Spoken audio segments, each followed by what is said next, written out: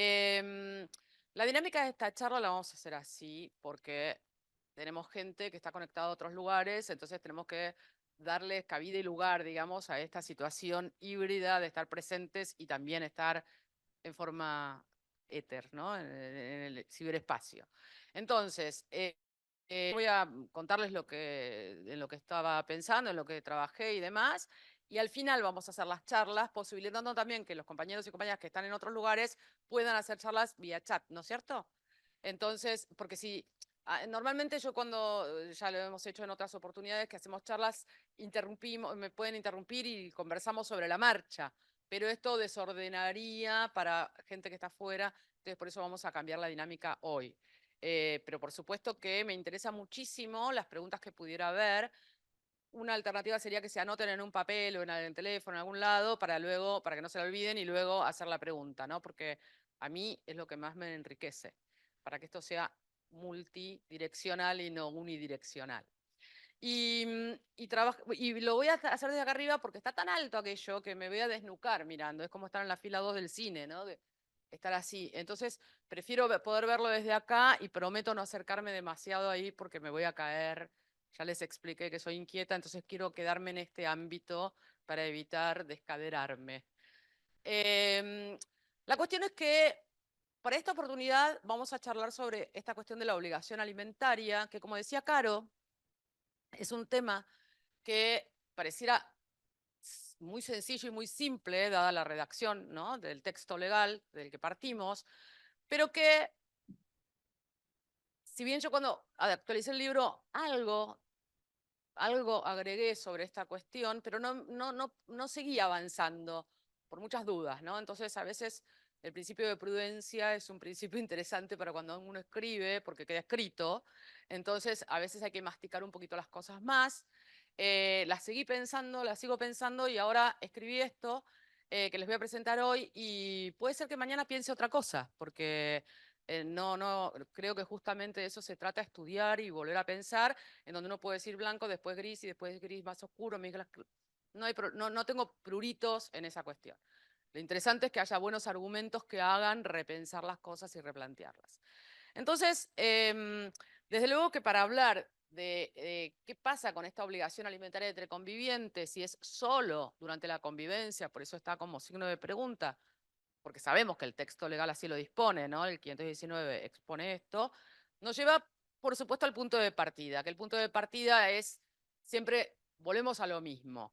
Antes de la sanción del Código Civil y Comercial de la Nación, la vida en pareja o la vida no matrimonial, de carácter familiar, pero no matrimonial, estaba ausente. Sabemos que el código tenía esta posición abstencionista originaria, que luego había sido revertida por los reclamos y necesidades de las personas a través de leyes especiales, en donde, o bien por reconocimiento del carácter familiar del vínculo, se brindó cierta protección jurídica, como por ejemplo em, todas las cuestiones relacionadas a la violencia familiar, ¿no? Todas las leyes de violencia familiar fueron amplificadas tanto a las relaciones matrimoniales como no matrimoniales, o, digamos, las de carácter asistencial en la posibilidad de o el reconocimiento al conviviente después de X tiempo o en ciertas condiciones de la pensión, el derecho a pensión. Es decir, por distintos lugares, el ordenamiento jurídico en general empezó a reconocer esta vida familiar.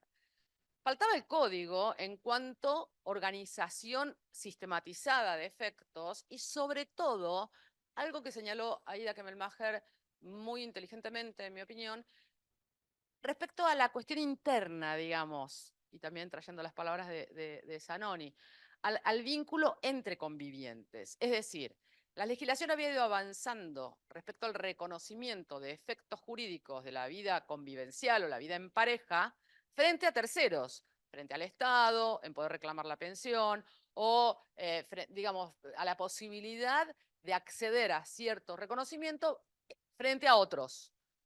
Pero nada entre ellos, es decir, no había ninguna regulación respecto a las obligaciones que se generaban mutuamente a las personas que vivían de esta forma su derecho a la vida familiar.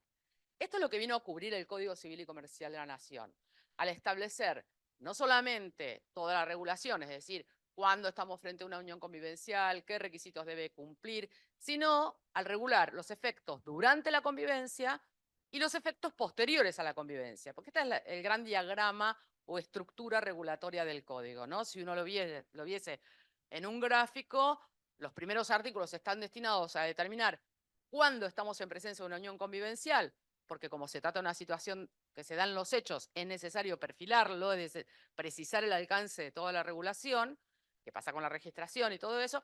Luego, los efectos durante la convivencia, las causales de cese, porque como es una situación que se dan los hechos, hay que saber cuándo empieza y cuándo termina. Y después de eso, los efectos posteriores. Eso es todo el título tercero del libro segundo del Código Civil y Comercial de la Nación. Esto es lo que incorporó el código.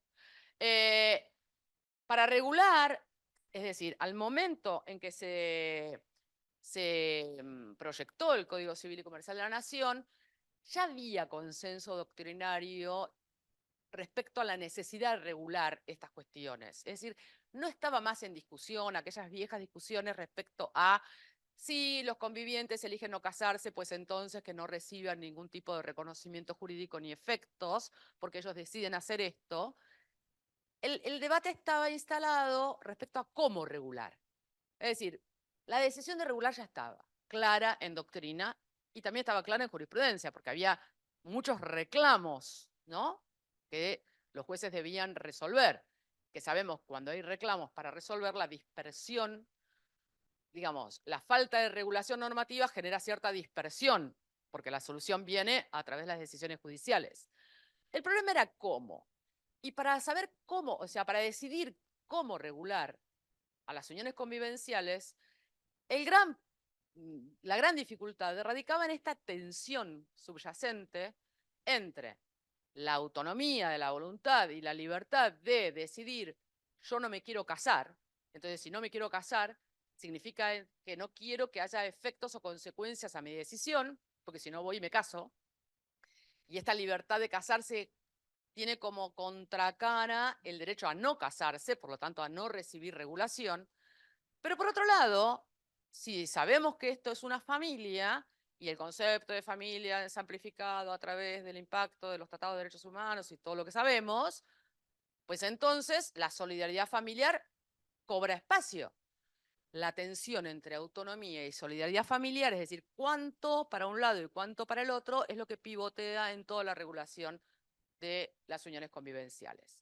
Se tomaron ciertas decisiones en donde en algunos momentos se privilegia uno sobre el otro, en otros más solidaridad y menos autonomía, buscando algo así como un régimen legal de acuerdos mínimos, es decir, como un piso mínimo de reconocimiento de la importancia de la solidaridad familiar.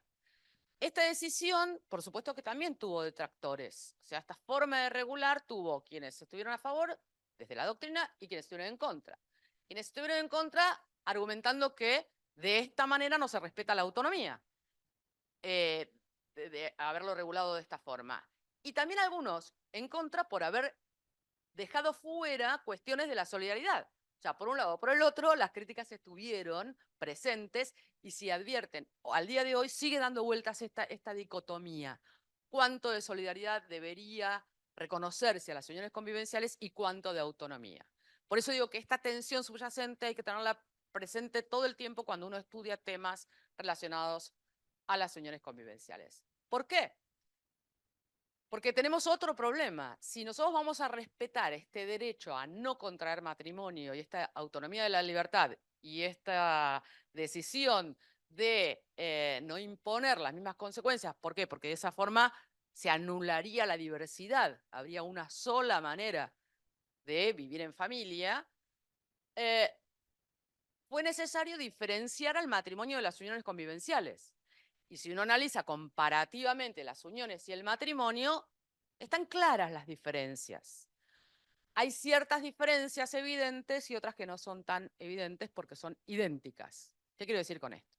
Sabemos que si estamos en el ámbito de las uniones convivenciales, la regla es la autonomía de la libertad, ¿no? Es decir, en función de esta autonomía de la voluntad y la libertad, las partes pueden acordar a través de un pacto cómo les parece que deben ser las consecuencias de su vida familiar no matrimonial.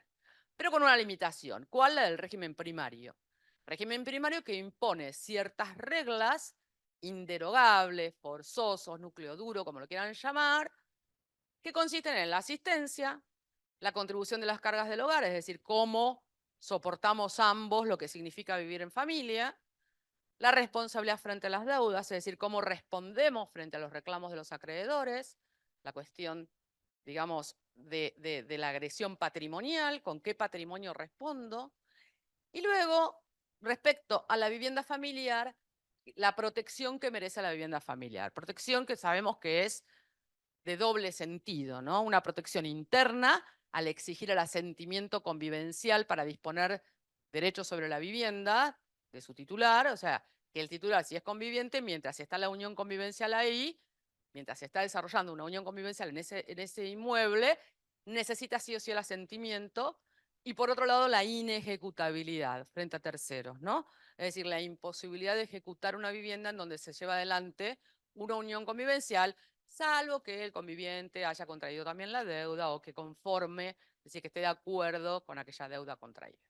Si miramos en el matrimonio, aquella asistencia regulada entre convivientes se denomina alimentos, no ya asistencia, sino alimentos, es la obligación que impone el 432, y además profundiza esta obligación alimentaria porque la prevé tanto durante la convivencia, es decir, mientras están casados, durante la separación de hecho y con posterioridad al divorcio de carácter excepcional y ante supuestos muy específicos y con ciertas limitaciones.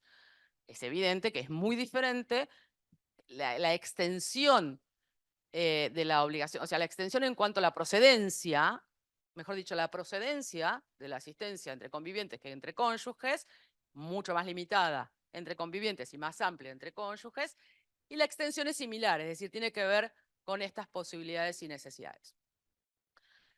Con respecto a la contribución por cargas, la responsabilidad por deudas y protección de la vivienda familiar, ahí es igual. Es lo mismo estar casado que no estar casado. ¿Por qué? Porque las disposiciones comunes a ambos regímenes patrimoniales, ¿se acuerdan, no? Que cuando se regulan los regímenes patrimoniales, los dos posibles, hay unas normas comunes a ambos que se aplican sí o sí. Estas disposiciones comunes se van a aplicar a todo matrimonio, porque en todo matrimonio atrás hay un régimen patrimonial, será el de comunidad o el de separación, pero siempre hay un régimen patrimonial. Como hay un régimen patrimonial, estas disposiciones se van a aplicar a todos los matrimonios, que coinciden exactamente con el régimen primario. Comparativamente, es más, hay remisión en los dos primeros artículos, en el 520 y el 521, hay directamente remisión. La contribución, entre comillas, se regulará conforme al 455. Hay remisión directa. En la protección de la vivienda hay regulación, pero que es copiada, calcada, o sea, en el fondo es igual, el texto requería que fuese diferenciada. Pero vemos que en este núcleo duro, en esto, que también es aplicable, que es inderogable las disposiciones comunes a ambos regímenes, coincide. Es decir, eso es familia para el código. Porque menos que eso ya no es familia. Ese es el carácter familiar que comparten ambos. Y hay otras diferencias, que ya no son forzosas, pero ¿por qué? Porque podría modificarse. ¿A cuáles me refiero? Al régimen patrimonial, es decir, las consecuencias de carácter patrimonial que genera una unión convivencial, que en principio puede ser pactado, autonomía de la voluntad plena, y si nada dice, la norma establece supletoriamente la aplicación del régimen legal, que es el de separación. Es decir, si yo quiero otra cosa que no sea separación, lo tengo que decir, porque si no, va a ser el de separación. En cambio, en el matrimonio tengo dos opciones, o voy por la comunidad o voy por la separación. Si no digo nada, va a ir la comunidad, al revés. Y no puedo perfilar demasiado, como sí puedo hacer en los pactos convivenciales. Adhiero al sistema establecido por la norma. Si voy por el de comunidad, se van a aplicar todas las normas de comunidad. Si voy por el de separación, las 4 normas de separación. Con lo cual, no tengo tanto margen de autonomía de la voluntad si estoy en ese escenario. Y la otra gran diferencia en los dos modos de vivir en familia se relaciona con la vocación hereditaria, es decir, con el llamamiento o el alcance de los derechos sucesorios que establece la ley. Que ahí otra vez funciona la autonomía de la voluntad. ¿Por qué? Porque la ley hace un llamamiento, ya sabemos lo que significa el reconocimiento de la vocación hereditaria, el llamamiento legal. Si son convivientes, no hay llamamiento legal. Podrá entrar por vía testamentaria, es decir, la otra forma de adquirir vocación hereditaria, que sea una persona en ejercicio de la autonomía de la voluntad. Otra vez, fíjense cómo la autonomía rige todo el espectro de uniones convivenciales, instituye o concede esta vocación hereditaria a su conviviente. Si no es por testamento, no va a tener vocación hereditaria.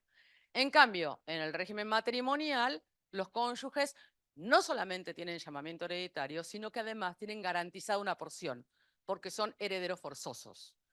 Como vemos, la diferencia en el ámbito sucesorio es brutal, porque no es solamente que no tiene llamamiento el conviviente, sino que la extensión del llamamiento es la máxima posible del cónyuge, es la máxima posible en el escenario del derecho sucesorio. En esta comparación de modelos, o sea, es claro que la regulación se esforzó por mostrar o por marcar diferencias en las dos maneras de vivir en familia. ¿En función de qué? En función de privilegiar el derecho a la libertad de elección de qué forma yo quiero vivir en familia.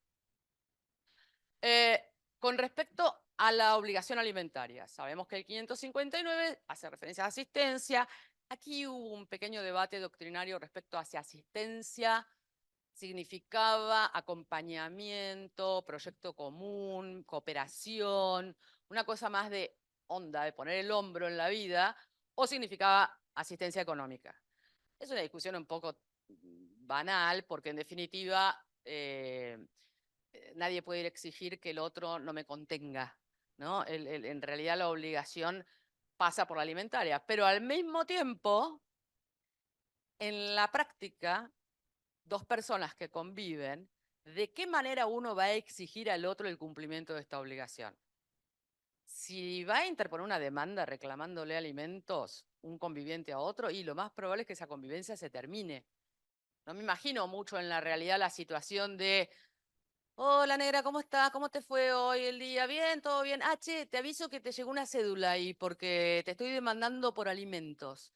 Es decir, obviamente que en forma inmediata o anterior se produjo el cese de la unión convivencial a través de que me voy de la casa, porque saben que una de las causales de cese es simplemente interrumpir la convivencia.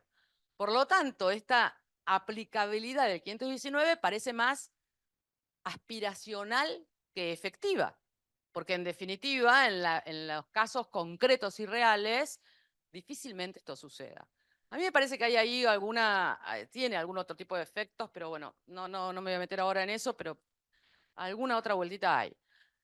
La pregunta entonces ¿es razonable? O sea, en el contexto de esta regulación del 519 que establece que la obligación alimentaria entre convivientes es únicamente durante la convivencia, que en la realidad es algo bastante difícil de llevar adelante, ¿limita o hay algún margen para poder entender o poder interpretar esta norma, a pesar del texto, para extender esta obligación alimentaria después del cese de la convivencia? Primera pregunta. La segunda pregunta sería: ¿es razonable que esté regulado así? ¿Requeriría esto una modificación? Es algo así como leye lata, leye ferenda, ¿no? Lo que hacemos habitualmente en las jornadas nacionales es estudiar cómo se interpreta lo que está y si es necesario modificarlo y cómo, ¿no? Esos dos son los ejes sobre los que quiero trabajar y pensar hoy. Esto no es una novedad, en doctrina se discute esta cuestión y se discute desde el inicio, es decir, desde que el código es anteproyecto, es decir, desde que ustedes se acuerdan cómo fue el proceso legislativo, ¿no? Primero el anteproyecto salió de gira por muchos lados, hubo millones de conferencias, charlas, debates, cuestionamientos, hubo mucho trabajo post, digamos, elaboración del anteproyecto. Se puso sobre la mesa. La verdad que fue un proceso legislativo inédito en el país, más allá de la colaboración de un montón de gente de distintos lugares del país, de académicos de distintos lados, sino sobre todo esta gira que se hizo en donde miembros de la iglesia opinaron, médicos opinaron, es decir, desde la sociedad hubo tribuna para hacer las objeciones que fuesen necesarias, y esto provocó algunas correcciones o modificaciones que luego fueron al Congreso y también las comisiones legislativas hicieron modificaciones y nace el Código Civil. Es decir, en este largo proceso, ya cuando fue anteproyecto y se dio a conocer, hubo quienes señalaron, algunos sosteniendo que esto era discriminatorio, que era contrario a, digamos, que la diferenciación entre la obligación alimentaria, algunos más, que la diferenciación entre los dos modelos era de por sí discriminatoria y atentatoria contra los derechos humanos, otros no con respecto a todo, sino la obligación alimentaria, en definitiva, diferenciada, esto sí que es injusto y es inequitativo, y por lo tanto es contrario a los derechos humanos, por lo tanto inconstitucional, o contrario a la Constitución o a la Convención. Otros que dijimos, y me incluyo, que es necesario esta diferenciación, y esta diferenciación, o sea, por algunos lugares es necesario diferenciar, esta es una de las decisiones de diferenciación entre ambos modelos, y existen soluciones propias del propio estatuto al momento del cese, porque la discusión es qué pasa cuando cese, ¿no? La unión convivencial, si los alimentos deben ser post-convivencia o, lo he sostenido, los propios efectos como compensación económica, atribución o distribución de las adquisiciones compensan, digamos, o justifican que no haya alimentos. Es decir, se puede obtener esa protección a una situación de vulnerabilidad en la que pueda encontrarse un conviviente a través de los efectos previstos. No es necesario prolongar más. Esto sobre todo en los primeros tiempos de instalar el código y de procurar esta diferenciación. Hubo también quienes dijeron, al bastante poco tiempo, porque ya en las jornadas nacionales de Derecho Civil, ustedes vieron que las jornadas nacionales se hacen cada 2 años, es el evento académico del derecho civil más importante del país, en donde profesores de distintas universidades de todo el país se juntan en un lugar con un temario prefijado y todo el mundo ahí discute. A veces se discute mucho, a veces no se discute mucho, pero son interesantes siempre para opinar. En las jornadas nacionales del 2017, las primeras después del código fueron aquí en Bahía, 2015, las siguientes fueron 2017. En las jornadas nacionales de Derecho Civil del 2017, un grupo de la Universidad de Córdoba, encabezados por mi querida amiga Nora Lloveras, plantea una propuesta. Uno de los temas de la comisión era la cuestión de los alimentos, la obligación alimentaria, y toman este tema de la obligación alimentaria en las uniones convivenciales, y hace este planteo en esa ponencia, este grupo de docentes, que en realidad, frente a aquellos casos que se dan, digamos, las mismas circunstancias que la norma prevé para la obligación alimentaria post-divorcio, corresponde, por una cuestión de reconocimiento a la solidaridad familiar como valor, principio y valor propio del Código Civil y Comercial de la Nación, reconocerle al conviviente en la medida que estén en los mismos supuestos, ¿se acuerdan? El 434, ¿no? 434A, que es cuando tiene una enfermedad grave preexistente al divorcio y que le impide, y el 434B es el que está en la lona, el que no tiene medios ni posibilidad de procurárselo, que está en la lona, ahí puede ir al excónyuge a reclamarle alimentos excepcionales, procedencia limitada, con ciertas restricciones más. No puede ir por compensación y además alimentos, que ahí podemos aclarar, bueno, pero puede haber alimentos provisorios y luego compensación, es decir, no puede al mismo tiempo, pero puede haber transiciones de una figura a otra. Esto hay.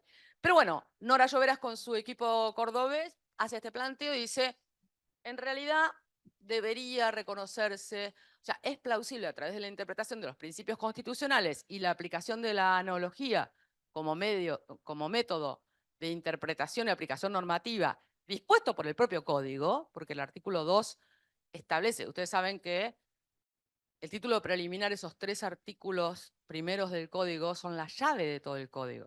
Es decir, más allá de lo que dice la norma a lo largo del código, la manera de interpretar y aplicar que dispone el artículo 2 más el 1 sobre las fuentes, amplifica toda la posibilidad del texto normativo, porque hay que trasvasar ese texto normativo por las convenciones y los reconocimientos de derechos humanos ¿Qué es lo que hace esto?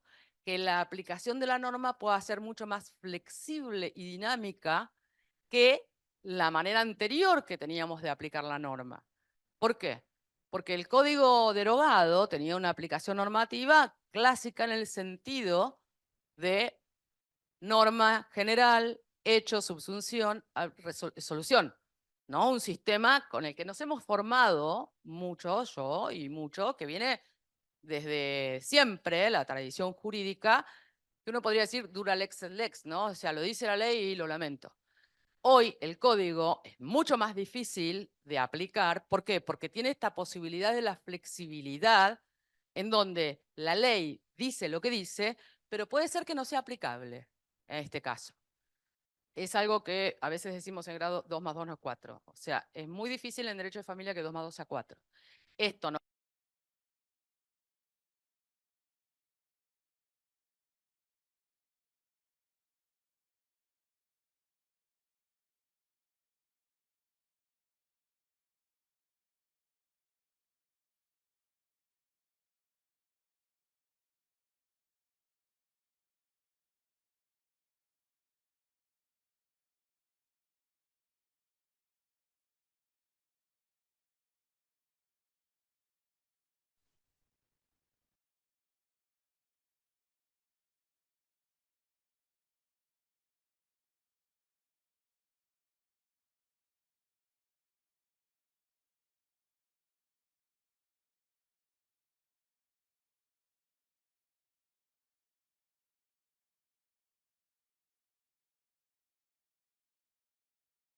función de los casos que debemos resolver deben, digamos, atender a esta flexibilidad y dinamismo en la interpretación normativa, porque quedan atravesados por los tratados de derechos humanos. Entonces, en su momento, en las jornadas nacionales vino esta propuesta, esta ponencia, que no llegó a las conclusiones, no obtuvo muchos votos, y no llegó a las conclusiones. Pero en el 2019, siguiente, jornadas nacionales, integró el despacho y fue votado por mayoría. Es decir, que ya, fíjense cómo va evolucionando y va cambiando el posicionamiento. Ya en el 2019 hubo consenso doctrinario suficiente, emergente de unas jornadas nacionales de derecho civil, que como les digo es el evento académico más importante, respecto a la posibilidad de aplicación del 434, o sea, en los mismos supuestos del 434, a los convivientes. Tiqui, tiqui, tiqui. En la jurisprudencia, entonces, empezaron a haber casos. Ustedes vieron que podemos estar muy tranquilos todos hasta que la gente va a los tribunales y los jueces deben resolver los casos. Y entonces hubo algún abogado, alguna abogada que dijo, acá hay un agujerito, porque las sentencias también están provocadas por buenas argumentaciones de abogados a abogados. A veces están provocadas por desastres de abogados y abogadas, pero muchas veces hay alguien que se le ocurre algo y lo plantea con buenos argumentos, además de su trato fáctico, por supuesto, como para provocar la decisión. Como veo que todo el mundo está mirando para arriba, les cuento cómo era este caso. Cesa una unión convivencial en un contexto de violencia. ¿No? Primera luz roja que nos hace prestar atención. ¿Por qué? Porque sabemos que en un contexto de violencia se nos encienden otras alarmas. Se dictan una serie de medidas de prevención, las clásicas, ¿no? La exclusión, prohibición de acercamiento, bla, bla, bla. Y después de estas medidas viene la mujer y dice, bueno, quiero una cuota alimentaria a mi favor porque estoy en una situación de vulnerabilidad total. Se fija la cuota alimentaria que esta mujer pretendía, a pesar de lo que está escrito en el 519, se establece una cuota alimentaria en favor de ella, derecho propio, con una limitación. ¿Cuál es la limitación? Más allá del monto, que no me interesa eso, hasta tanto se logren resolver las cuestiones que estaban en curso, compensación económica, distribución de las adquisiciones personales, patrimoniales, es decir, los otros efectos del cese. En el mientras tanto, le vamos a reconocer una cuota alimentaria a esta mujer. ¿Por qué? Porque esta situación de vulnerabilidad en la que quedó la señora F, como consecuencia del quiebre, bla, bla, bla, bla, Porque, entre otras cosas, esta mujer trabajaba en uno de los negocios del marido, que tenía una casa de baterías, y atendía el negocio la mujer y trabajaba. Y vieron que la cuestión de la colaboración en los emprendimientos o establecimientos comerciales, ¿verdad? Es una de las cuestiones a tener en cuenta. ¿Para qué? Para la compensación económica que estaba tramitando. Pero como sabemos que la compensación económica es un proceso que lleva tiempo, la mujer viene a plantear, bueno, pero yo ahora no tengo para pagar el alquiler, no puedo pagar la cuenta de luz, no puedo pagar eh, nada. Con lo cual, vengo a reclamar una cuota alimentaria a cargo de mi ex conviviente. Le dicen el ok porque está en esta situación de vulnerabilidad, y el encuadre que hacen es, entre las medidas para erradicar la violencia que me autoriza la ley 26.485 de protección de violencia a la mujer, tengo cualquier cantidad de medidas. O sea, no hay limitación para que un juez fije medidas derivadas o que tengan características de protección contra la violencia familiar. Hay algunas leyes, como la provincial que tenemos, que hace un catálogo, pero después lo abre. Entre otras, dice incluso el artículo. Con lo cual, no se limita un proceso de violencia a pedir la exclusión. Uno puede, a través de ese proceso de violencia, buscar otras cuestiones o resolver otras cuestiones. Entonces, el encuadre que hizo este juez fue ese, justamente.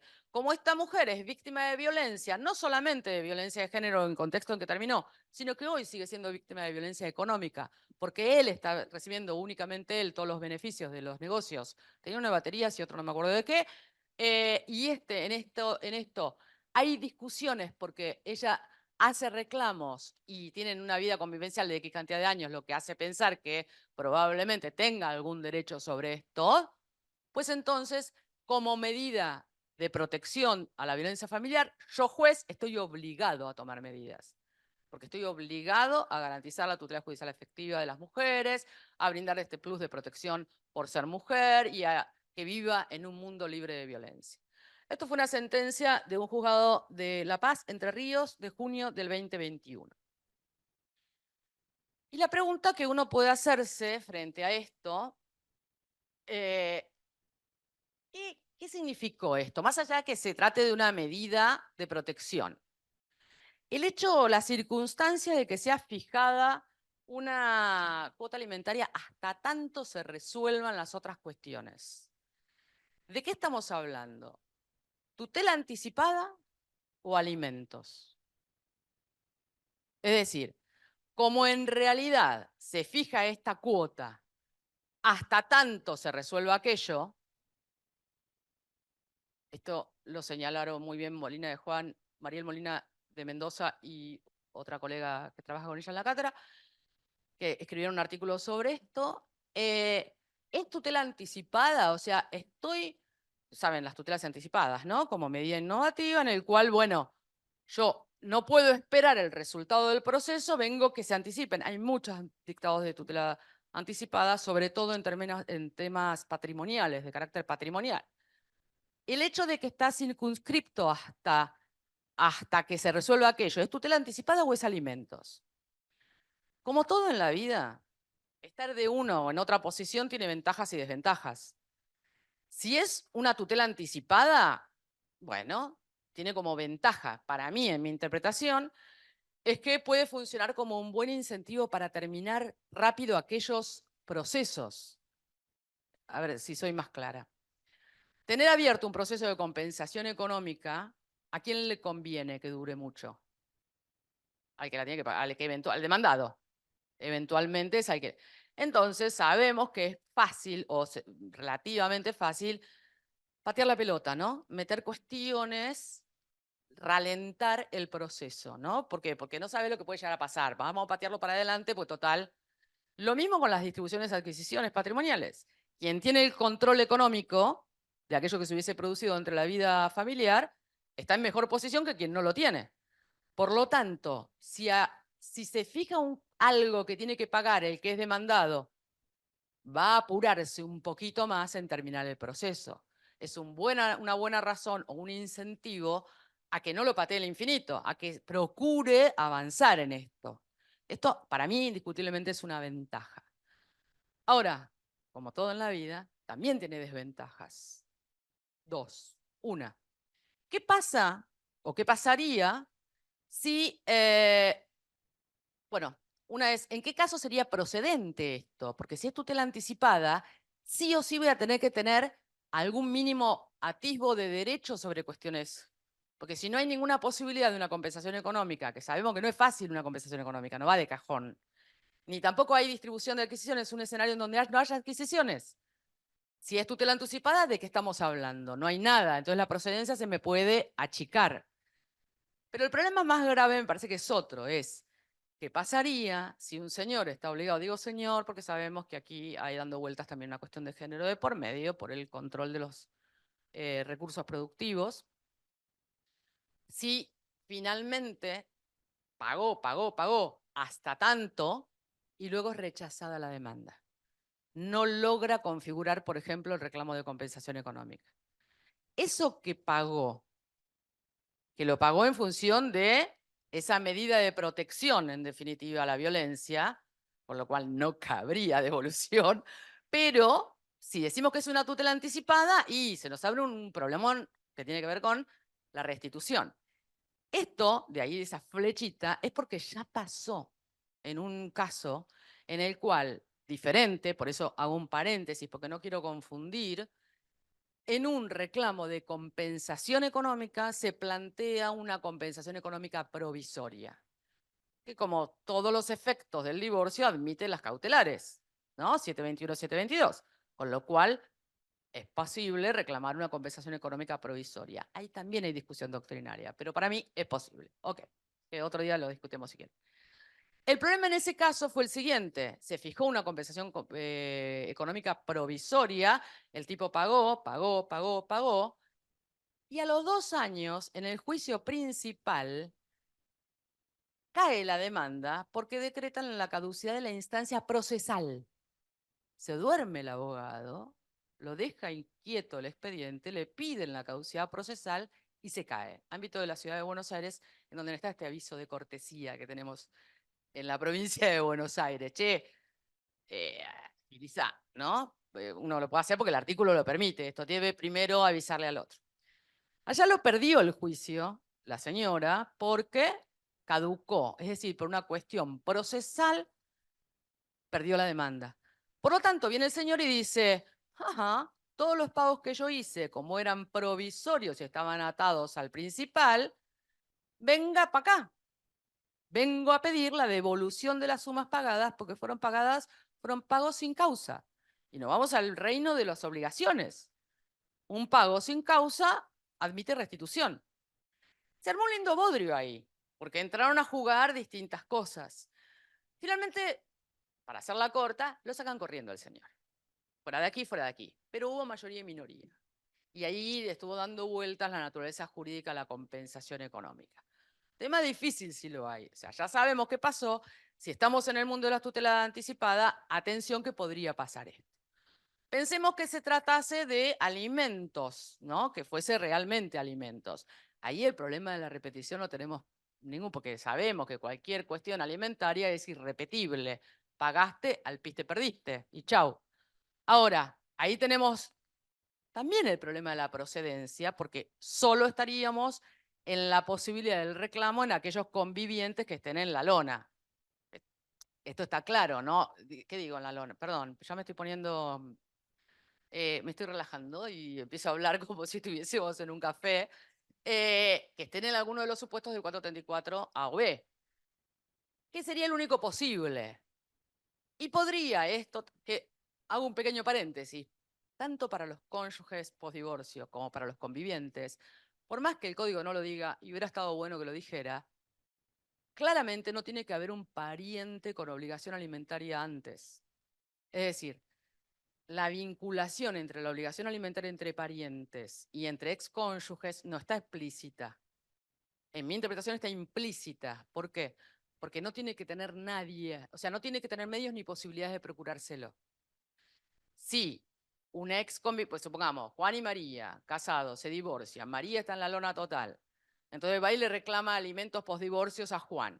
Pero María es hija de Velocopit, un multimillonario, digo porque hoy está sobre el tapete. Entonces, tiene que ser ¿El excónyuge o el papá? ¿Quién está ahí? ¿Qué preferencia hay? Porque sabemos que entre parientes sí hay un orden de preferencia, ¿no? Descendiente, ascendiente, el que esté mejor. Ahora, entre pariente y cónyuge, ¿por qué el cónyuge y no el pariente? El excónyuge, perdón, claro, y no el pariente. Yo me casé y estuve 3 años casada. ¿Voy a cargar con la espada de Damocles del papa frita con el que me casé, que después me venga a demandar por alimentos porque la está pasando muy mal cuando es hijo de un multimillonario? Entonces, esto mismo podría pasar entre convivientes, ¿no?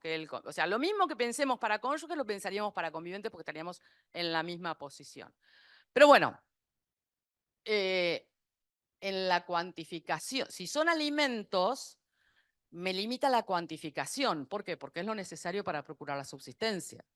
Si es hasta tanto se resuelva y es tutela anticipada, uno podría pensar, tiene que ver con lo que está en discusión. Si está en discusión una compensación económica muy importante o hay un patrimonio muy importante dando vueltas, puede ser algo más que únicamente lo necesario para la subsistencia.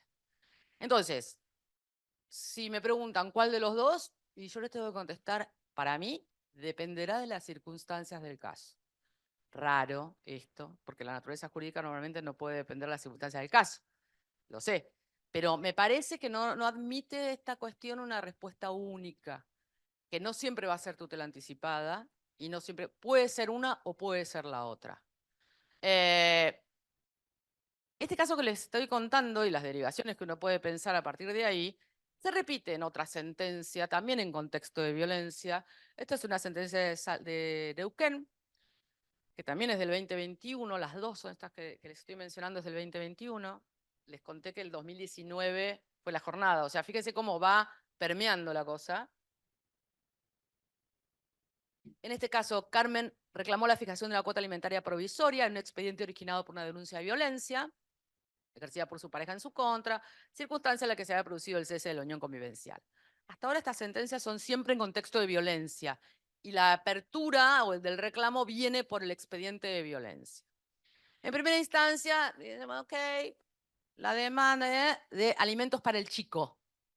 Se lo acomodan por ahí por el alimentos para el chico. Ella apela y dice, no, yo estoy pidiendo alimentos para mí a pesar del texto del 519. Entonces va a cámara, porque este primer despacho, digamos, primer despacho, esto que le habían despachado en el proceso no acorda. En cámara establecen que dada la extrema vulnerabilidad de Carmen, que estaba alojada en un refugio para víctimas de violencia, esta es una clara señal de su situación de vulnerabilidad, directamente le fijan una asistencia económica a favor de, perdón, Carmen se transformó en Beatriz, pero esto es porque a veces le voy cambiando los nombres a mis protagonistas. Beatriz y Carmen es la misma persona, tiene un problema de esquizofrenia.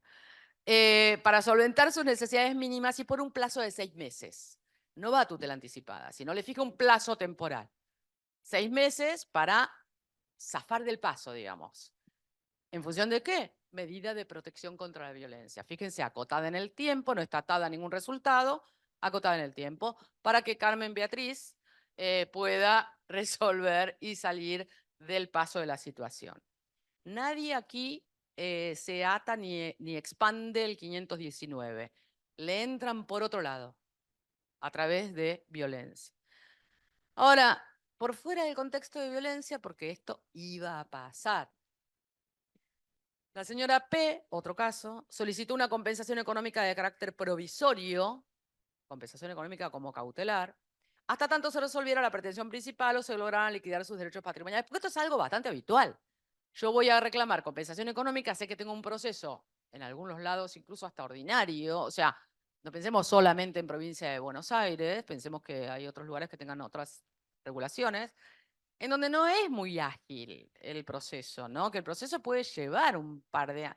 Ni les digo si hay que hacer pericias o hay que hacer prueba difícil, que la compensación económica es difícil, la institución, sobre todo es difícil acreditar que se den los presupuestos.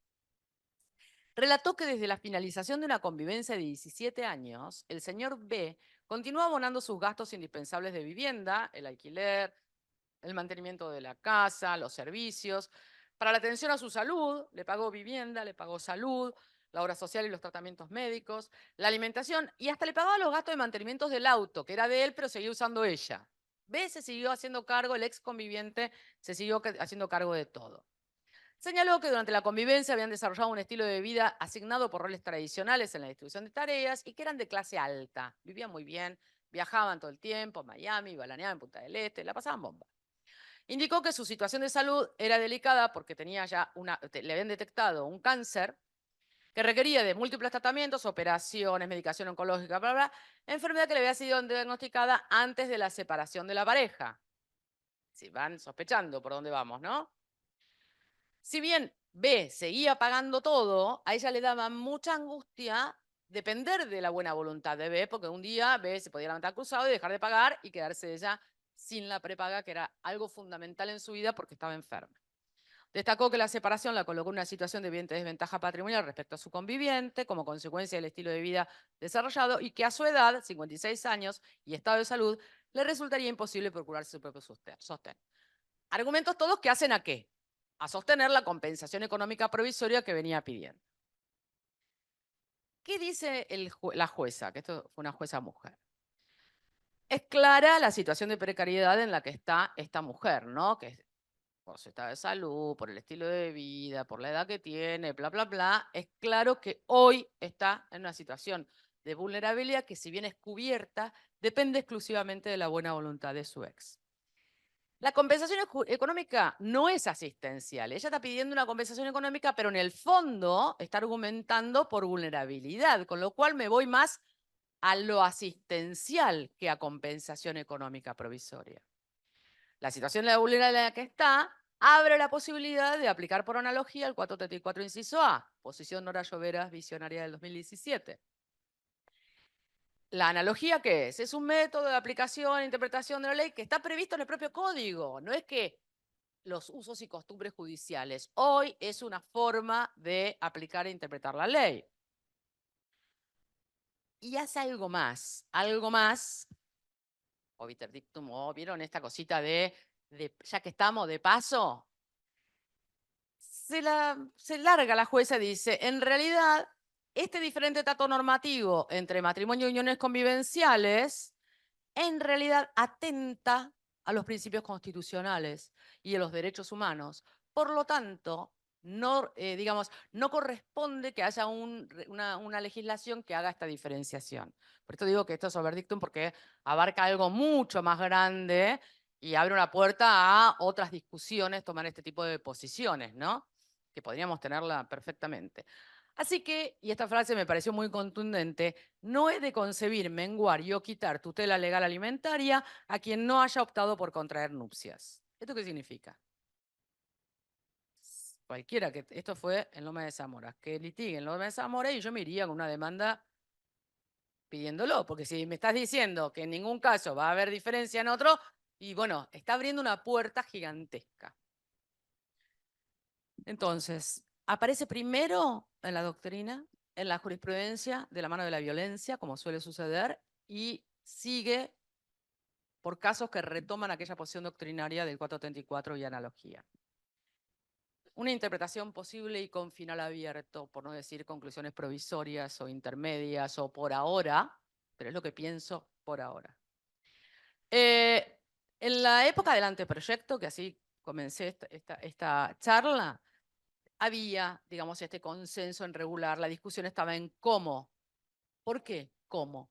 Porque acá lo que está en el fondo permanentemente, como estamos hablando de vivir en familia y distintos modelos familiares, es cuánto me acerco al matrimonio desde uniones, cuánto desde matrimonio me acerco a uniones, o sea, cuánto acerco una figura a otra y cuánto las distancio. O tal vez en algún momento iremos a un sistema regulatorio único en donde no hay posibilidad de distintos modelos familiares, sino que entablar una vida familiar genere las mismas consecuencias. No lo sé. Hoy, política de piccoli passi de mi querida Ida, pequeños pasos, paso a paso, parecía mucho en el momento o sea, de cero, de no estar regulado, a una regulación que asimilara. Entonces hubo esta cosa, casi una regulación casi de transición o ¿cómo se dice? Se me fue la palabra, de acuerdos mínimos hasta aquí. Ahora, esto no significa que no sea necesario avanzar en esto, pero siempre va a estar este problema del que se me pegoteen las dos figuras. ¿Cuándo diferencio y cuándo no? ¿Cuándo justifica diferenciar o es razonable en términos constitucionales convencionales la diferencia y cuándo no? Esta es una pregunta difícil de responder. Tenemos cierta tendencia a que sea todo igual o cierta tendencia a que nada sea igual, pero los intermedios son los más difíciles. El código tomó una posición, ¿no? Y dijo, bueno, hay que diferenciar una decisión de transición o digamos de primera regulación. El equilibrio está dado y apuesta mucho el código a la autonomía de la voluntad. Vamos a, cuando estamos en el universo de las uniones convivenciales, apostar que sea la propia gente la que regule y se autorregule. Esta es la diferencia esencial entre uniones convivenciales y matrimonio. Si vos optás por casarte, tenés que saber que las decisiones las tomó la ley. ¿Por qué? Porque la cascada de efectos que provoca salir del registro civil, más allá del arroz que te puedan tirar, que hoy puede ser papel picado porque el arroz está caro, los efectos que te caen por haberte casado los dispuso la ley. En cambio, si vas a uniones convivenciales, ahí tenés una diferencia, porque vos tenés la posibilidad de pactar y que los efectos estén diseñados a tu proyecto de vida familiar y que no sea la ley. Sí, sí, la ley va a funcionar porque hay un piso mínimo, pero de ahí, además, vos tenés mucha más libertad que si te casás. Esta es la diferencia esencial. Y a esto apostó, reservando un núcleo duro que esto es familia. 8 años después o 10 años después, ¿qué pasó? Y la gente no pacta. No sabemos por qué realmente, pero esta es una gran pregunta. ¿Por qué la gente no hace pactos convivenciales? Podrá ser por una cuestión, casi diría, de cómo trabajamos los abogados, o sea, una conjunción de causas, no hay una única causa, de cómo trabajamos los abogados, que trabajamos normalmente o aparecemos en la vida de las personas cuando el problema ya está. No hay mucho ejercicio de la abogacía preventiva, digamos, de trabajar con personas que necesiten asesoramiento antes. Tal vez pueda haber después de un cliente que le hayas divorciado 2, 3 veces. Entonces ya se quemó, y entonces viene y dice, che, no sé que me enamoré, pero estoy pensando en no casarme, me gustaría organizar un poquito el tema. Perfecto, ahí viene perfecto el pacto. Ahora, esto nos retrotrae al problema del origen de las uniones convivenciales, multicausal. ¿Habrá alguien que se lleve una unión convivencial por este motivo, que se quemó ya con 3 matrimonios anteriores? Pero mucha gente inicia una unión convivencial porque sucede, porque no lo piensa o porque le sale muy caro el alquiler. Y entonces tiene una relación con alguien y me quedo a dormir 3 días en la casa de él. Y después déjame un cajón, ¿para qué voy a ir con cepillo de diente, vuelta y trae? Dejo el cepillo de diente, empiezo a ocupar el cajón, 3, 4, dame más perchas, empiezo.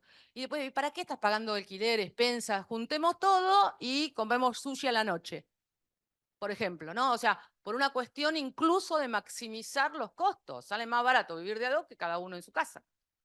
A veces con un riesgo espantoso, ¿no? A veces con un riesgo espantoso. Pero bueno, la cuestión es que en definitiva, este origen multicausal, sumado a que en la realidad sabemos que no hay gente que pacta.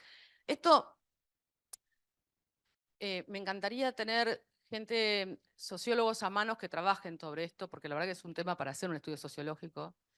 Ahora que estoy diciendo esto, mi hijo es sociólogo, pero no lo engancharía para hacer una cosa así. No me hace caso. Porque la verdad que es súper interesante tratar de escular a ver qué pasa con la falta o ausencia de pactos. Cuando yo estaba actualizando el libro de uniones, aquel que saqué en el 2017 y que la segunda edición fue del 2023, traté de reconstruir, esta es una cosa muy precaria, porque no hago ni investigación sociológica ni nada, simplemente es contactos de gente amiga en distintas provincias. Chaco. Che, averiguame, ¿tenés a alguien en el registro civil? Sí, sí, conozco una piba que es la vice. Pues, vieron que se conoce mucho, o sea, la gente se conoce mucho más de lo que pensamos. No hay que mandar una carta formal a la directora del registro civil de la provincia de Chaco. ¿Tenés a alguien amigo en Chaco? Sí. Che, yo por suerte tengo amigos en distintas provincias que están en estas cosas y que no, nos mareamos con discusiones y bla, bla, bla.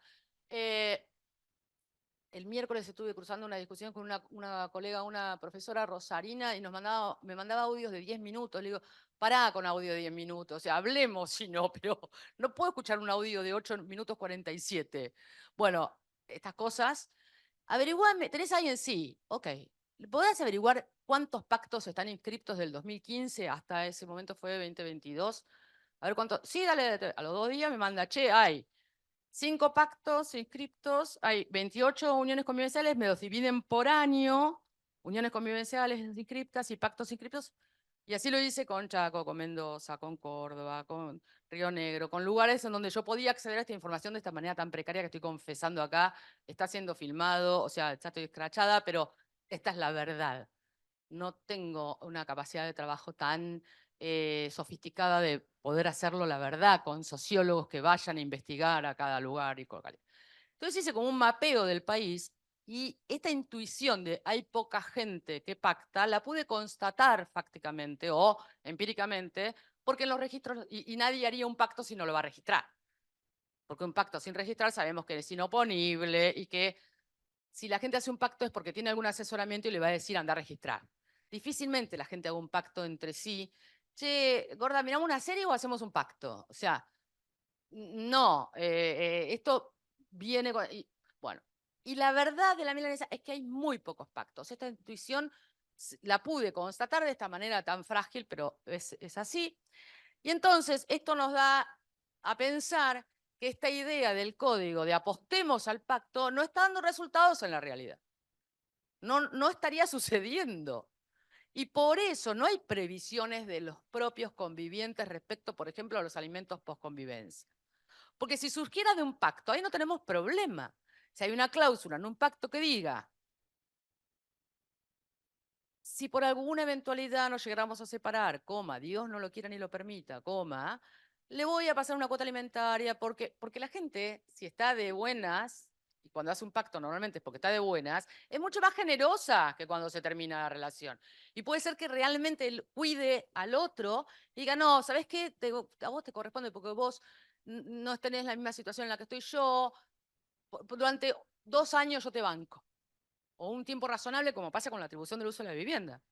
Es, durante un tiempo tenés más o menos resuelta la cosa, luego agitando.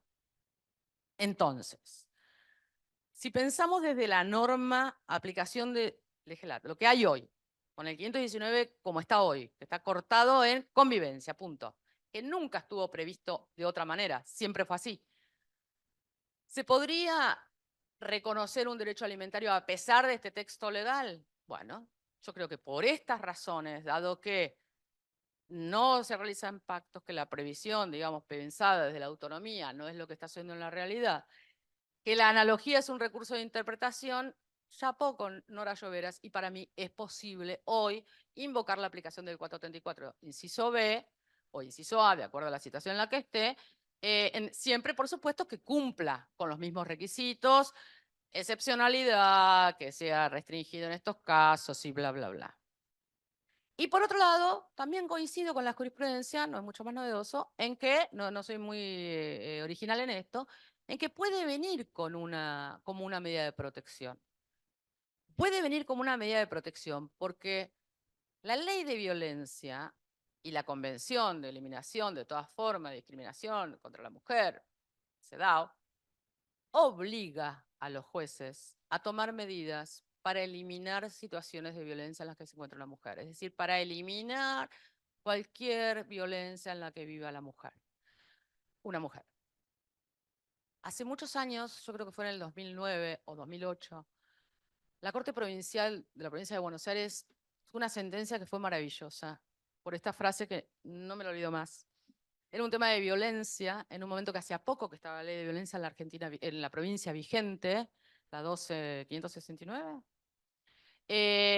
en donde al principio la aplicación de esta ley había traído muchos problemas porque los jueces eran un poco refractarios, ¿no? Entonces decían, bueno, pero tiene que venir a pedir, si no viene a pedir la mujer, o sea, no funcionaba con la denuncia automáticamente, o sea, era mucho más refractaria a la aplicación. Y la Corte dijo, en un caso que llegó hasta la Corte, dijo, miren, como medida de protección de violencia, los jueces pueden hacer muchas cosas porque están habilitados. No solamente están habilitados, están obligados. Lo único que no pueden hacer es nada. Lo que no pueden hacer es quedarse sin hacer nada, porque eso es lo que tienen vedado. Algo tienen que hacer. Entonces, en ese algo que tiene que hacer está la medida que contribuya a resolver o a quitar esa situación o ese contexto de violencia en el que pueda estar viviendo. ¿Qué significa esto? Limitada en el tiempo, muy acotada a la situación y al caso, una sentencia a la medida de la circunstancia en la que está. Y una vez más, insisto, porque este código nos obliga a ser también abogadas y abogados, pero jueces y jueces sastres. Dictar resoluciones a medida, como los sastres que hacen trajes a medida. No una fábrica de hacer remeras. O sea, no es una serie de fallos y sentencias que después le cambió los nombres. ¿No le pasó alguna vez una resolución que vino con nombres de otros? O sea, entiendo que habrá resoluciones que se puedan. Una sentencia de divorcio, la verdad que no la puede tener formateada de cambiarle los nombres y ya. Ahora, hay sentencias que no pueden estar formateadas, porque esos serían jueces desastres y no jueces sastres. Para esto también es necesario la argumentación. Y lo último, porque ya vi que Carolina, lo miré acá, estaba mirando la hora, o sea que debo estar. Bien. Es conveniente, ¿se acuerdan que yo les dije dos planteos? Si se puede aplicar y si es necesaria una modificación. ¿Es conveniente la modificación? Yo les doy mi opinión hoy. Podemos cambiar, podemos debatir, puedo cambiarla, lo que sea. Para mí sí. ¿Qué es lo que debería modificarse, en mi opinión? Bueno, una obligación alimentaria posterior al cese similar a la del posterior al divorcio, que entonces sea excepcional, limitada a la procedencia, la duración, o sea, toda la construcción doctrinaria y jurisprudencial que hay respecto a los alimentos postdivorciales hay que tenerlos en cuenta en una regulación, una propuesta de regulación de esta obligación alimentaria. ¿Qué significa esto? Que es improcedente la superposición con la compensación económica, salvo cuando se dispusiera en forma provisoria. ¿Para qué o por qué sería necesaria una reforma? Más allá de la cuestión del cuestionamiento constitucional, ¿no? Más allá de esta diferencia o no, para evitar la dispersión judicial. Porque el hecho que no esté en una norma va a provocar que haya jueces que digan, no, si vos elegiste no casarte, no está en la norma, a otra cosa mariposa. Y otros jueces me voy entonces a buscar un caso a Loma de Zamora que sé que la jueza me va a decir que sí. Esto genera dispersión judicial que es propio de un sistema flexible como el nuestro. No hay que asustarse de la dispersión. De lo que hay que asustarse es de la falta de fundamentación suficiente de las sentencias. Lo que hay que prestar atención es el artículo 3 del Código Civil y Comercial de la Nación. Que haya distintas interpretaciones no es tan preocupante como que no haya fundamentación suficiente de esa interpretación o esa decisión. Porque si hay fundamentación yo la puedo cuestionar. Si no hay fundamentación o son abstracciones o son prejuicios, y difícilmente yo la pueda cuestionar y ejercer mi derecho de defensa. Por lo tanto, o sea, la previsión normativa lo que me impide, de alguna manera limita la dispersión judicial. Ahora, pregunta que les dejo así. Si esto fuese así, ¿cuáles deberían ser las diferencias o cuáles son, deben o deberían ser las diferencias entre uniones convivenciales y matrimonio? La gran pregunta del inicio del anteproyecto mantiene absolutamente su vigencia casi 10 años después. Escucho cambio.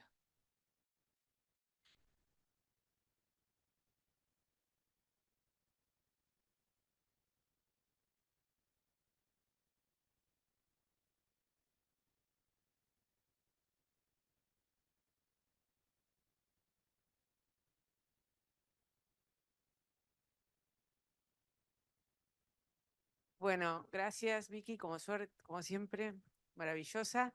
Y bueno, no me pagó nada, pero la verdad es que a medida que iba charlando, y es cierto que es un tema que charlamos, a mí me lleva a repensar un montón, un poco al principio, esta cuestión al principio con el anteproyecto, que como recién se incorporaba la regulación de las uniones, pensar que no podía ser igual que el matrimonio, sino que el respeto a la autonomía de la voluntad era imprescindible, que haya diferencias, que no metamos a todos en la misma bolsa, porque hay gente que no se quiere casar, independientemente que de pronto sea una cuestión fáctica.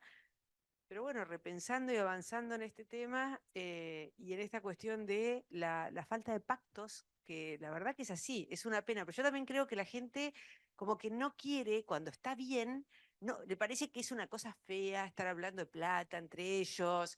Entonces, ¿por qué voy a ir al abogado a ir a preguntar cosas si estamos bien? Pero bueno, la verdad que sería maravilloso que los abogados tengamos esta función preventiva. ¿Hay alguien que quiera comentar algo, hacer alguna intervención, alguna duda? ¿Quedó todo clarísimo? ¿Sí? ¿Nadie?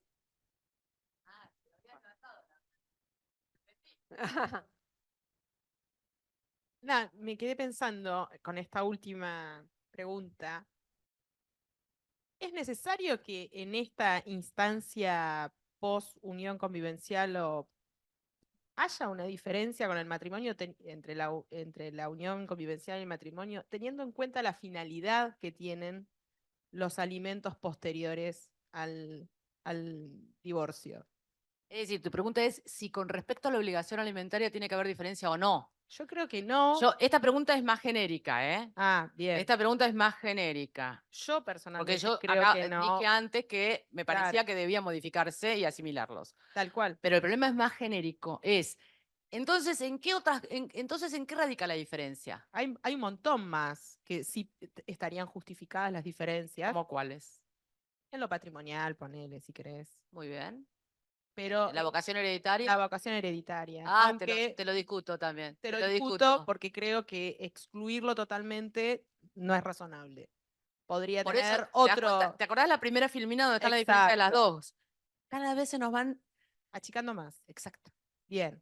Por eso digo que hay en determinadas cuestiones, eh, en esta principalmente, porque si teniendo en cuenta la finalidad que tienen estos alimentos, hablando específicamente de los alimentos, la finalidad que tienen los alimentos posterior al cese de un matrimonio en realidad, saquémosles los nombres, al cese del quiebre de un proyecto de vida familiar de una pareja.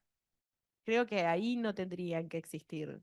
Es Entiendo decir, que le estás dando preeminencia en esa tensión a la solidaridad familiar sí, por sobre la autonomía. sí. Esta es la tensión permanente. Sí, y creo que, los fallos que vengan o las sentencias que vengan posterior, que salgan de esto de lo que tiene que ver con la violencia, van a terminar recayendo ahí, porque cada vez más las sentencias tienen en cuenta cuestiones, Incluso, exacto, te como digo la más, solidaridad, la socioafectividad. incluso en la distribución de las acciones Exacto, patrimoniales. Cada vez exacto, nos vamos acercando más. tal cual. Todavía no lo quiero decir fuerte. Estoy diciendo así muy entre casa. Pero cada vez nos vamos acercando más. ¿Conocen alguna sentencia aquí en Bahía que hayan reconocido obligación alimentaria post convivencia? Incluso que hayan rechazado. Porque uno aprende tanto de las que dan como las que rechazan. Gracias, Jessy. Hola, una cosita quiero preguntar, que no sé si hay trabajos hechos sobre la incidencia del factor tiempo, o sea, la duración de la unión convivencial con relación a los efectos posteriores a la separación. Es decir, Porque no sería lo mismo una pareja que estuvo 3 años que sí, la señora que estuvo 30 criando niños. es lo mismo que pasa con el 434, en donde la duración del matrimonio es una variable a tener en cuenta para la cuantificación. Sobre todo, fíjense que el 434 es bastante particular, porque vieron que está inciso A y inciso B. El inciso A que establece la obligación alimentaria por una enfermedad grave preexistente, bla, bla, bla, y que trasciende a la muerte, o sea, la más heavy de todas. ¿Por qué? Porque la reciben los herederos. La van a tener que seguir soportando a la bruja de mi papá, incluso, bien, y ahí nos metemos en otro lío que no quiero abordar, pero que genera y qué pasa con la indivisión hereditaria, cómo se prevé, cuánto tiempo va a necesitar alimentos, cómo vamos a partir la herencia si tenemos una carga dando vueltas como esta, porque es una carga. Bueno, la cosa es que el inciso B, que establece las necesidades, y no tiene, sigue y dice, más o menos, porque no me acuerdo textual, que allí no puede superponerse alimentos con compensación y que se tienen en cuenta los años de duración del matrimonio. ¿Lo tenés ahí el Sí, es como 434? un límite. ¿Cómo? No se puede pasar alimentos más allá del Del tiempo que tiempo que dura el duró. matrimonio. Exacto. ¿Ves que Ahora, funciona sí, lo que yo digo es la cuantificación? En la el plazo que cuantificación. estuvieron juntos, que debería quizás ir acercándose una unión a los efectos del matrimonio a medida que pasaron más tiempo juntos. Sí, lo que estás diciendo es algo así como una prescripción adquisitiva del estado matrimonial. Hay Pasados escritos X años se equipara al matrimonio. Prescripción en adquisitiva. estados de Estados Unidos es así. Sí. Si Y- pasaste una cantidad de años juntos, se Sí, asimila al matrimonio. sí, La gente cree, sí. sí.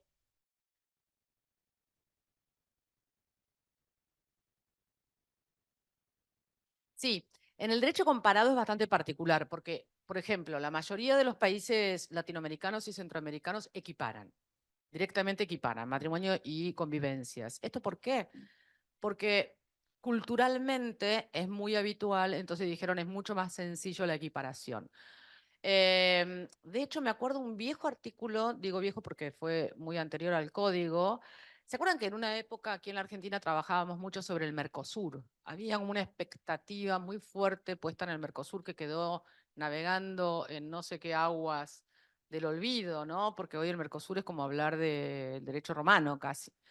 Pero en aquel momento, cuando aparece la idea del Mercosur, que fue el éxito de la Comunidad Europea, entonces venía como un reflejo europeizante en hacer el Mercosur, que terminó únicamente en cuestión comercial, pero había habido una fuerte idea y propuesta de hacer al estilo de la Comunidad Europea, ¿no? De la población. Y entonces hubo muchos intentos de armonización del derecho privado de los países pertenecientes al Mercosur.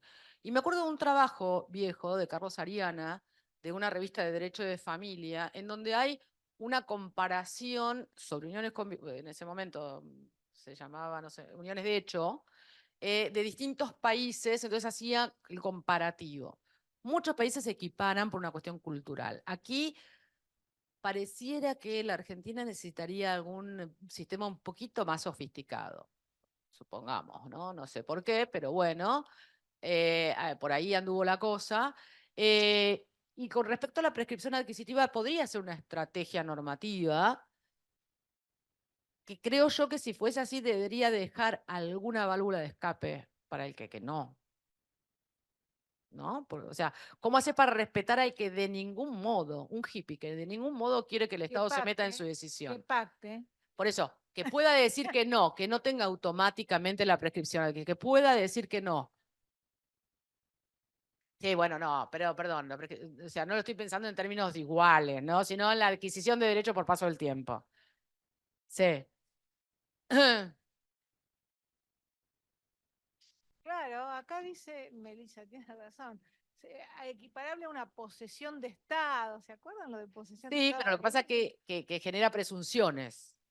O sea, es mucho más Sí, difícil eso, ¿eh? sí, Porque si genera bueno. presunciones, yo creo que podría asimilarse, que podríamos discutir años, son 20 años, 15 años, 10 años, 5, podemos tener una discusión bizantina. Y después va a pasar el de la exclusión de, ¿viste? Sobre excluido o subincluido, ¿no? Es decir, ¿por qué los de 10 años y no las de 9 años y 8 meses? Es difícil. No da para esto. Yo Espera, estaba pensando, los chicos me jóvenes encanta que piensen. se van a vivir juntos, Sí, apenas se van a los 17 años cuando se van a Buenos Aires. esto. Y Pensemos que hay gente colgada, que necesitan escucharnos porque no saben de qué estamos hablando, Ajá. sino. Y ellos no, esa unión convivencial que tienen con el primer chongo Acá. que agarran, no tiene nada que ver con el concepto de familia para mí. Si, a ellos, Señora. si ellos quedaran atrapados en que, porque tuvieron una unión convivencial de toda la carrera, en que por ahí uno termina siendo heredero, o sea, del otro, o... Pero para. Cuando Ahora- estamos hablando de unión de convivencia, estamos hablando de un proyecto, no de dos que se fueron a estudiar a un departamento. Y No, pero son novios. Ah, bueno. Son novios. Y bueno. Pero a mí no me parece que tengan una idea de un concepto de familia, ni siquiera que pudieran medir alguna de las consecuencias que pueden salir de acá, que me parecen muy loables, porque yo considero que el concepto de familia debe estar primero, la solidaridad, todo. Estos dos se fueron a vivir a costa de los viejos primero, en un departamento se amucharon, que alquila. No lo veo como concepto de familia. Para ellos son novios, no se quieren casar. Yo no me animaría a Y no meterme sé en si la. están pensando en que uno puede ser heredero del otro, ¿eh? Yo no me metería en la subjetividad de las decisiones por las cuales uno hace las cosas. Lo cierto es que cuando hay legislación, la ley se presume conocida, si no sería imposible vivir en un sistema legal. Pues la ley se presume conocida y por más que vos subjetivamente, yo me casé, pero no, ¿usted cree que era una jodita casarme? O sea, claro, yo por ejemplo me casé por la obra social, o sea, no, bueno, sí, es verdad, me casé enamorada, pero quiero decir, bueno, pero ya convivía, ¿por qué pasar por el registro? O sea, ya convivía, el amor pasaba por otro lado. Lo que quiero decir es, no me puedo detener. Si yo estoy pensando un sistema legal, no me puedo tener en la subjetividad, en el sentido este de, bueno, No, para que sea unión convivencial tiene que ser mayores de edad. O sea, que hasta que no sea mayor de edad no estamos en este escenario.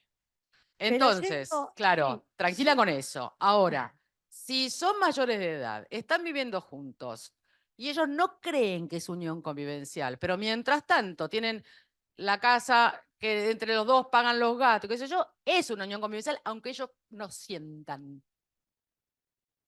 está bien. Exacto. Y uno le reclama al otro. Cuando uno reclame al otro. Sí.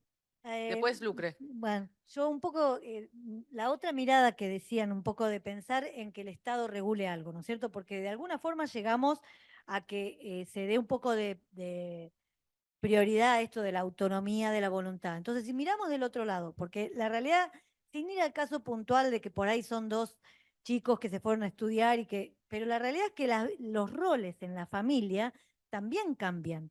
Entonces, en realidad, mirando un poco los roles o lo que se hace en cada familia, ¿por qué seguir pensando que el Estado tenga que regular cuando en realidad quizás es mucho mejor pensar en una autonomía, la voluntad y que las propias familias se regulen y pelear o fomentar para que la gente haga prevención Lo que y pasa haga es que los acuerdos? datos de la realidad nos dan cuenta de que no sucede. Sí, pero Es es decir, poco tiempo para un cambio tan grande. 9 años. El año que viene cumplimos 10 años de la aplicación. El año pasado cumplimos 10 años de la aprobación. No es poco, o sea, es un tiempo ya. Yo coincido con vos. Es decir, hay algo, me parece, en nuestra sociedad que nos asimila a la eterna adolescencia, en donde no nos hacemos cargo, o sea, es mucho más difícil estatuirse las propias consecuencias. Es ser adulto. Es más sencillo que sea papá o mamá Estado que resuelva las consecuencias. Entonces, como vivimos en una suerte de adolescencia eterna, que estoy afuera ya porque soy una señora grande, pero quiero decir, hay una mentalidad en donde delego, porque hacerme cargo, y acá hay un tema cultural muy serio, hablar de amor y dinero pareciera que fuese un tabú muy difícil de romper. Quien se siente o se quiere sentar a hablar del dinero parece que si es ella es una interesada y si es él es un busca. Y es muy poco hombre. Bueno, atrás están pensando que no. Estás hablando de alguna hija tuya vos. Te conozco. Sí, Lucre. Bueno, a ver, lo mío iba no por todo este planteo tan grosso, era algo más chiquito, pero me lo puse a pensar al revés. Estamos pensando en realidad qué pasa que las uniones, no me gusta esto de hablar con micrófono, no lo sé usar. Hay gente que no está acá. Claro, no pero no entiende. lo sé usar, lo uso mal. ¿Se escucha? Nosotros estamos pensando que es cierto que nos genera ahí una situación de injusticia cuando termina un proyecto familiar y como no estaban casados, entonces no le reconocemos estos alimentos. Pero quizás lo podríamos pensar para pensarlo de otro ángulo. En vez de regular esto pensando en equiparar uniones y matrimonio en este punto, pensándolo en realidad como algo más moderno, porque en realidad se empezó a tocar, con el tema de la compensación económica. Cuando regularon la compensación económica, la idea fue un poco esto de clean break, de ir para adelante, de dejar todo el pasado y pensar todos estos efectos para el futuro. Por eso la compensación económica se prevé en principio que sea esta compensación única y qué sé yo, de un único pago para empezar de acá en más. Y no esta idea de ser la mantenida, que en realidad no nos gustaba y la queríamos sacar. Entonces, por ahí podríamos, estoy pensando en voz alta, se me ocurrió recién, no es que sea nada muy pensado, pero la posibilidad de regular, ciertamente, este fin, tanto de un matrimonio como de una unión convivencial, asignando no sé si alimentos, ¿sí?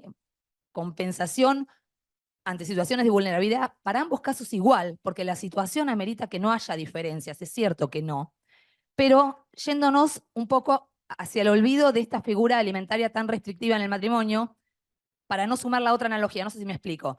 O Más sea, o menos, en vez de más o menos. Me parece eliminar que- los Me alimentos, parece que es medio maquillaje lo que estás diciendo. no, pero en realidad, Cambiarle el nombre no, sacar los alimentos porque Sí. es algo que en realidad para ninguno podríamos de los hacer. dos. Eso Para lo entendí ninguno de los perfecto. dos. Eliminar Y el crear, 434. claro, y crear una figura de Casi te asignación, sale.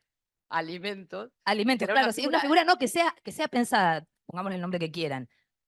Claro, pensada como desde la vulnerabilidad, Asistencial. completamente asistencial para alimento. determinados casos. Sí, por eso le podemos poner alimentos si quieren, pero quiero decir, iguales para los dos y que se pueda diferenciar bien de la compensación. Y ya están los alimentos para eso. Lo que O sea, pasa que ¿por qué están los alimentos? Porque la compensación, que es una consecuencia, y fue lo primero que yo sostuve en realidad, sí, en por qué justificar la diferenciación, porque tenía sus propios efectos, vieron que se los mostraba al principio, como la compensación económica, hay muchos casos en donde no se configura la compensación, claramente. en donde no hay desequilibrio, lo que hay es necesidad. Sí, es Una cierto. cosa es la vulnerabilidad y otra es el desequilibrio patrimonial. Puede ser incluso que la vulnerabilidad se cubra con la atribución del uso de la vivienda. Sí, está Puede bien. contar con un techo. Es asistencial también, Sí. porque sale muy caro poder tener un techo. Entonces, tal vez la asistencia viene por la atribución de la vivienda, porque yo tengo el techo, pero tal vez no tienen ni casa y hay uno que está peor que el Sí, otro, es cierto. pero no porque esté peor del otro porque hay patrimonio, sino porque las circunstancias fácticas. Sí, Por ejemplo, no hay nada. Beatriz Carmen, que estaba en un refugio. Sí. Entonces, sí, porque no sé si era Beatriz o era Carmen, después lo voy a corregir. Carmen. Entonces, yo entiendo lo que vos decís. Sí, pero Ahora, la estoy. ¿para qué cambiarle lo que ya tenemos? No, porque en realidad en su momento se pensó en, digamos, restringir tanto estos alimentos, quedaron tan chiquitos y tan restrictivos que en realidad se pensó al revés, se pensó, Está bien. che, no se va a usar y al final resulta que ahora le estamos expandiendo a la analogía de la unión. Lo que pasa es que hay una diferencia abismal acá. En divorcio, ¿por qué hay menos casos? Porque tenés el régimen Porque tenés de el régimen comunidad. de comunidad, sí, claramente. Y porque si se murió, tenés lo de la vocación Sí, hereditaria. sí. Al no tener régimen de comunidad y no tener vocación hereditaria, un conviviente es el que más expuesto se queda. Sí, y por eso el conviviente también necesitaría más la compensación en algún Es el sentido. que más Claro. expuesto está Sí, de sí. todos estos. O sea, claramente no es lo mismo casarse que no casarse. Que es una elección. Si te hubieras ido a casar si querías más protección.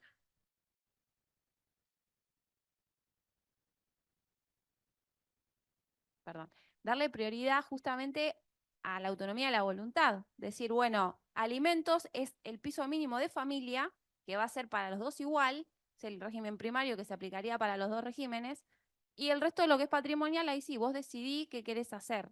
Sí, equiparan Pero- en aquella filmina comparativa, Claro, que exactamente. asistencia sea también en la separación, de Exacto. hecho. Pero está dentro del 434.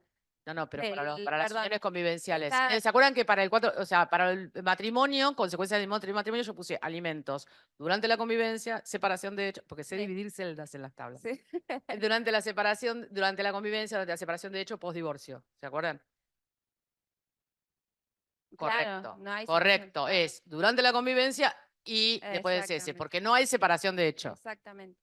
Esto está claro que no hay una correspondencia exacta porque hay un acto jurídico de por medio que es contraer matrimonio, que en las uniones convivenciales no. Ok. Y siempre volvemos al inicio. Bueno, al inicio. Y Es circular. Claro, Esta charla y es circular. engancho con lo que decía Lucre. En realidad, a la finalización de la unión convivencial y del matrimonio, esta situación de vulnerabilidad que sustenta cualquier pedido de alimentos porque es de corte asistencial, va a terminar borrando las diferencias que haya entre el matrimonio y la unión convivencial porque la diferencia no va a estar ahí, va a estar en si acredito o no acredito esa situación de vulnerabilidad. Porque la verdad es que en los alimentos postdivorcio También lo tengo que acreditar. también lo voy a tengo que acreditar. Estamos en el mismo escenario. Lo que pasa es que en uno tenés respaldo normativo y en otro tenés que forzarte un poco más tenés que forzarte con la analogía. porque tenés el 519 Exacto. limitado. Tal cual. Bien. ¿Alguna pregunta de la gente que no está aquí? No, están todos en silencio. Muy bien, debe. Ah. Ay, bueno, gracias. Pero si tienen alguna inquietud, la pueden transmitir a través tuyo. No si vos vivís en unión convivencial, eso no me quiero enterar, pero alguna allá arriba vive en unión convivencial o está casado. Ah, bien, ¿no? Entonces ese problema no le incumbe. ¿Hay alguna pregunta? No. Sí, yo me largué a decir una cosa. Yo empecé igual, también. Me casé por la obra No, muy social. enamorada, pero ya convivía. Bien, no hay preguntas entonces. ¿Aquí algo más? Yo les agradezco un montón porque a mí me encanta esto para poder seguir pensando.